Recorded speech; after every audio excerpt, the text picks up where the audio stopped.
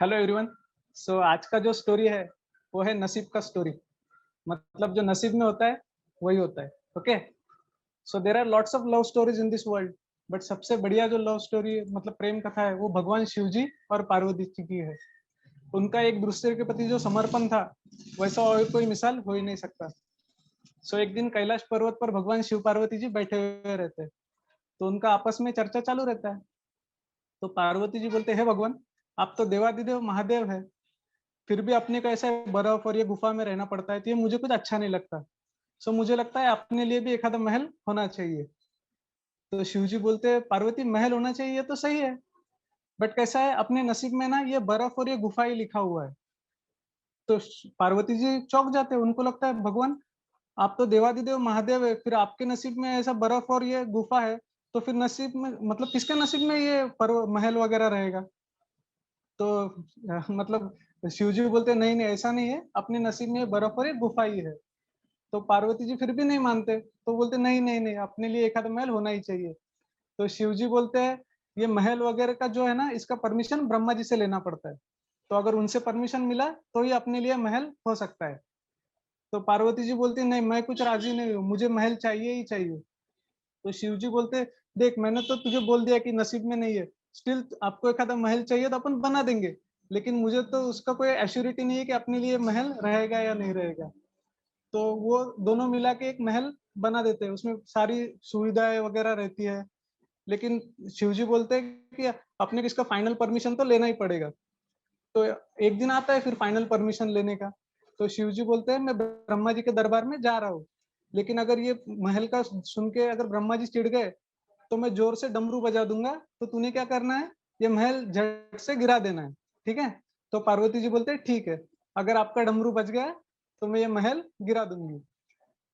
तो शिव जी जाते हैं ब्रह्मा जी के दरबार में और बोलते, ब्रह्मा जी पार्वती जी का ऐसा कहना है कि अपने लिए एक आधा महल होना चाहिए, तो क्या मैं महल बना सकता हूँ।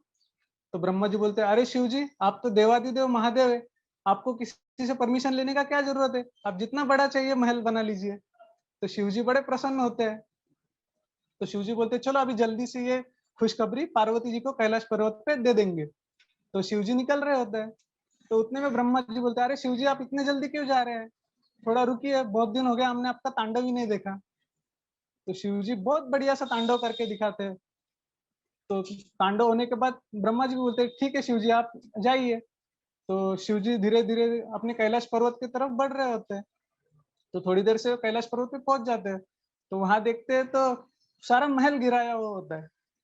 तो शिव जी पार्वती से पूछते हैं, अरे पार्वती अपने को तो ब्रह्मा जी से परमिशन मिल चुका है, तो ये महल क्यों गिरा दिया। तो पार्वती बोलते, भगवान आपने कितने जोर से डमरू बजा दिया, तो मुझे लगा कि ब्रह्मा जी चिढ़ गए, तो मैंने ये पूरा महल गिरा दिया। तो शिव जी बोलते, अरे नहीं नहीं वैसा नहीं, मैं तो उन्हें तांडव करके दिखा रहा था इसलिए डमरू बज गया। तो पार्वती जी बोलते, भगवान आपने तो बोला था डमरू बज गया तो मुझे ये गिरा देना है, तो मैंने गिरा दिया। तो शिव जी बोलते हैं, देखा ना पार्वती मैंने बोला था अपने नसीब में महल वगैरह नहीं है, अपने को ये खाली गुफा और बर्फ में ही रहना है।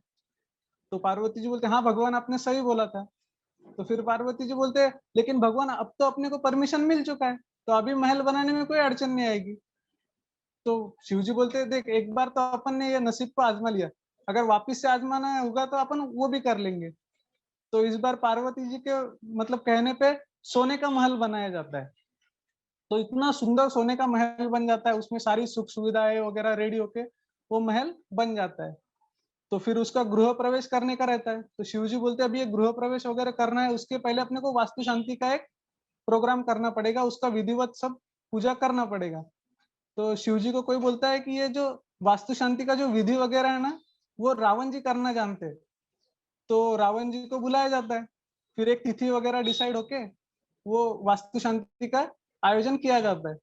तो उस दिन रावण जी इतना बढ़िया पूजा रखते हैं, मतलब सारी उसके होम हवन, सारी विधि, पूरे देवों का सब नाम स्मरण वगैरह किया जाता है। तो वो विधि में आए हुए बाकी भगवान भी सब इतने खुश हो जाते हैं, उनको लगता है कि वाह इतना सुंदर पूजा तो आज तक कभी हमने देखा ही नहीं, मतलब रावण जी ने कितना सुंदर पूजा रखा वास्तु शांति का। तो शिव जी भी बड़े प्रसन्न हो जाते हैं। शिव जी बोलते हैं, रावण जी आपने हमारे वास्तु प्रवेश के दिन इतना सुंदर पूजा रखा, मैं तो आपके बहुत प्रसन्न हो गया, तो आपको दक्षिणा में जो चाहिए वो मांग लीजिए। तो रावण जी बोलते हैं, भगवान आप दक्षिणा में मुझे ये महल ही दे दीजिए। तो शिव जी बोलते हैं अभी मतलब मैंने ही बोला था कि दक्षिणा में जो चाहिए मांग लीजिए, तो रावण जी ने तो महल ही मांग लिया। तो शिव जी बोलते हैं तथास्तु। तो वो महल रावण का हो जाता है। तो शिव जी पार्वती से बोलते हैं, देखा ना पार्वती, मैंने कहा था कि अपने नसीब में ये महल वगैरह नहीं है, अपने को ये गुफा में और बर्फ में ही रहना है। तो पार्वती जी भी हंसते हैं और दोनों अपना गुफा में हंसते-हंसते चले जाते हैं। That was my story. मतलब लर्निंग जिसका ये है कि जो नसीब में होता है वही होता है।